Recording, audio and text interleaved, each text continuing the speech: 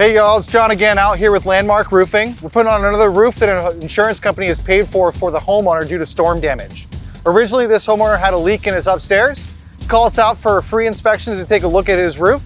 I found some missing shingles that related to the damage on the inside of his house. So we called his insurance company, got them to come out and take a look at it. They ended up agreeing with us and approved his roof. And all he's paying out of pocket is his deductible.